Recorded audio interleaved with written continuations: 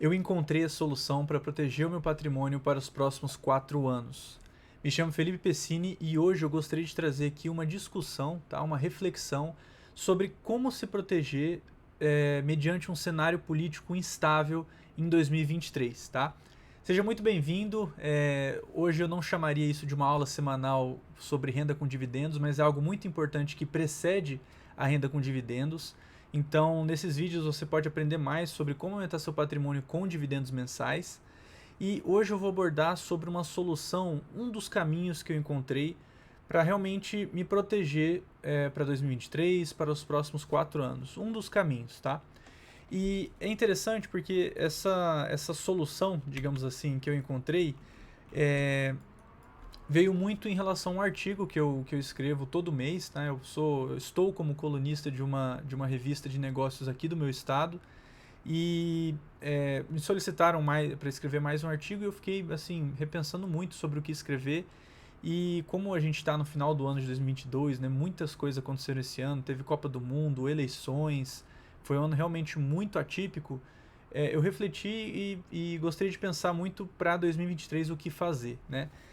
Bom, inicialmente, assim, eu gosto muito, né, da área em que eu trabalho, que eu atuo, porque é uma área que há poucos fanáticos, né?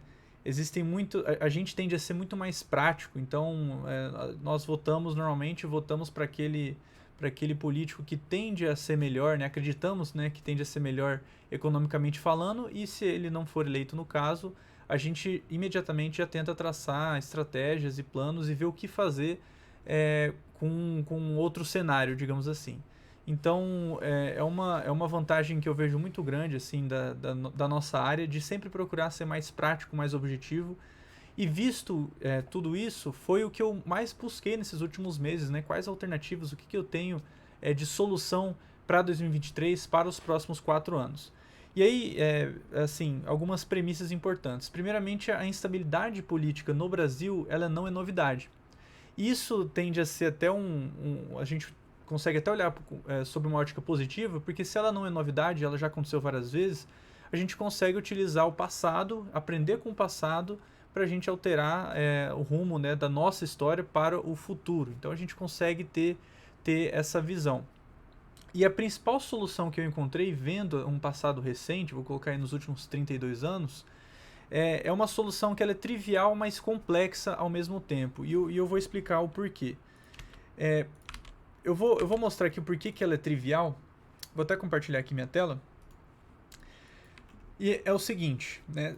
A gente, visualizando um pouco, né, o que foi o Brasil no passado, a gente vê que tivemos várias crises políticas, né, várias crises de governança que afetaram o país como um todo. Então, teve a hiperinflação no início dos anos 90, teve a primeira eleição do Lula em 2002, que impactou muito a moeda naquele período, teve a crise do subprime em 2008, crise da Dilma entre 2014 e 2016, crise do Covid recentemente em 2020. Então, assim, diversas instabilidades, tanto sob a ótica política, tanto sob a ótica econômica, mas que a gente que se a gente olhar para trás e visualizar o que foi bom nesses períodos, a gente vai encontrar uma solução muito clara, né? Que no caso é o dólar, tá? O dólar realmente foi assim, eu falo que é a solução trivial, mas também complexa, porque ela é trivial porque quando a gente olha a história, vários momentos a gente vê que o dólar sempre foi utilizado como proteção.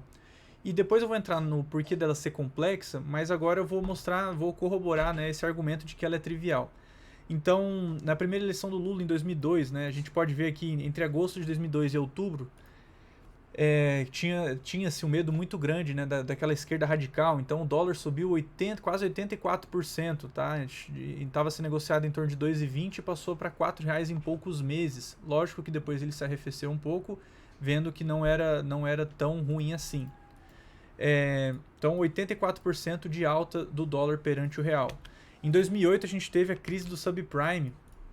Entre agosto de 2008 a dezembro de 2008 a gente pode ver que houve uma elevação do dólar em quase 70% nesse período. Então foi uma elevação muito alta. Na crise do governo Dilma entre 2014 e 2016, tá? Aqui eu peguei o gráfico de 2014 a 2015, abril de 2014 a setembro de 2015. A gente pode ver que houve uma apreciação do dólar perante o real de quase 100%. Foi assim, saiu de patamares de 2,20 para chegar a patamares de 4,24. Então foi uma alta muito significativa.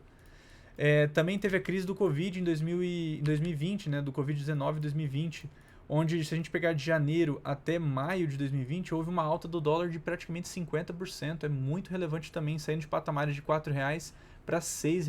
Foi uma alta muito significativa. Isso em meio ao todo o caos, né, que o Covid trouxe embutido. Então, assim, e naturalmente, outro ponto também, naturalmente, pela taxa básica de juros brasileira ela ser maior que a taxa básica de juros americana, naturalmente o real vai se depreciar perante o dólar ao longo do tempo, mesmo que não haja nenhuma crise econômica. E como a gente viu aqui em diversas grandes crises do Brasil, a gente viu que o dólar foi utilizado, né, poderia ter sido utilizado como uma reserva, uma proteção, e ainda atrelado a essa diferença na taxa básica de juros aqui e lá fora, a gente vê que realmente é trivial, né? O dólar ser utilizado como uma reserva é algo simples, é algo trivial, é muito objetivo, tá? E agora,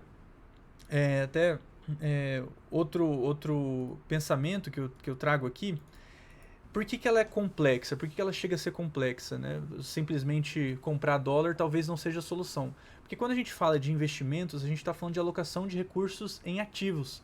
E quando a gente trata de ativos, a gente está querendo dizer algo, né, ativos que geram caixa, e dólar parado em conta não gera caixa. Então, qual seria a solução nesse caso, né? Onde está a complexidade aí? E aí que eu acho que cabe aqui ressaltar, que vai muito de encontro ao que eu venho falando, ao que eu falo aqui no canal e tudo mais, que são as empresas. Então, no fim das contas, as empresas são as soluções, né? A empresa é a solução desse tipo de período, né, de combater inflação, de combater depreciação de dólar. Então, eu já discuti aqui a questão da importância do dólar, como ele protege, e agora eu trago algo um pouco mais complexo, que é utilizando o dólar juntamente com empreendimentos, com empresas. E essa combinação pode realmente proteger muito em períodos ruins, né, de crise. E até eu vou mostrar aqui, vou voltar aqui minha tela. Se eu mostrar a rentabilidade do S&P 500, por exemplo, vamos dizer que você não saiba selecionar empresas americanas, não tem esse know-how, realmente não sabe. Se você simplesmente tivesse investido no S&P no início da década de 90, tá? Eu peguei esse período que foi o período que eu coloquei ali das crises brasileiras recentes, tá? De 1990 a 2022, o S&P 500, né, que é a média das 500 maiores empresas dos Estados Unidos, se valorizou, teve uma rentabilidade de 1.200% nesse período, em 32 anos. Tá? Todos esses gráficos que eu estou mostrando aqui são do TradingView, tá? Você pode consultar depois. E se ele cresceu, se o S&P 500 teve uma rentabilidade de 1.200% em 32 anos, se a gente utilizar a calculadora de juros compostos, a gente vai ver que é uma rentabilidade de 8,35% ao ano em dólar. Então é como se fosse dólar mais 8,35%. Isso ao ano. E é uma rentabilidade fantástica, porque quando a gente compara com o melhor título público brasileiro, né, que no caso aqui, eu puxei isso hoje, tá, dia 22 de dezembro, a gente vê que o principal título público é o Tesouro IPCA, né, o que mais tem rentabilidade é o Tesouro IPCA mais 2045, e a rentabilidade dele está IPCA mais 6,40. Então ele vence a inflação do real ele tem a inflação do real mais 6,40%.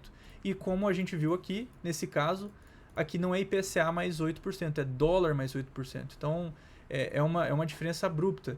E mesmo que fosse, nesse caso, fosse dólar mais 6%, ainda assim perderia e muito para essa alternativa. Então, olha só que interessante quando a gente adentra nesse mundo do dólar, mas não olha ele apenas como uma moeda e sim como um ativo, né? Começa a entrar a fundo nas empresas. Como a rentabilidade ela pode ser muito mais agressiva, tá?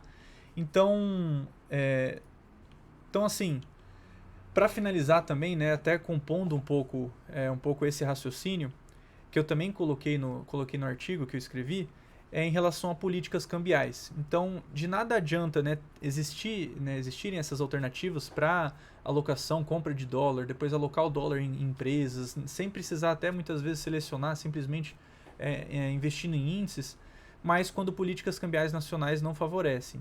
E eu vou dar um exemplo aqui da Argentina, né, que é os nossos irmãos, os vizinhos. E na Argentina, desde 2018, o governo recorrentemente restringe, né, a compra de dólar. E isso tem se intensificado a cada ano, tá? Não acho que exatamente o que acontece lá pode acontecer aqui, eu acho que está muito longe, inclusive. Porém, quando a gente olha no passado até recente do Brasil, diversos momentos o governo fez algo, não digo que parecido, né? Parecido na sua intenção, mas a intensidade diferente, que nada mais é que aumentar de forma abrupta o IOF. Então, aumentando o IOF para patamares de 2 dígitos, por exemplo, já dificulta muito, já deixa muito custoso você mandar remessa para o exterior, investir lá fora, enfim. Então, são alternativas que o governo tem para prejudicar essa solução, que na minha visão pode ser muito... É um dos caminhos assim para os próximos 4 anos e principalmente para o ano que vem, tá? E por fim, até deixar uma dica prática aqui, tá? Aí embaixo aqui no vídeo tem uma planilha para você baixar, se você quiser, uma planilha gratuita, tá? Sobre seleção dos melhores pagadores de dividendos na bolsa, então o link está na descrição.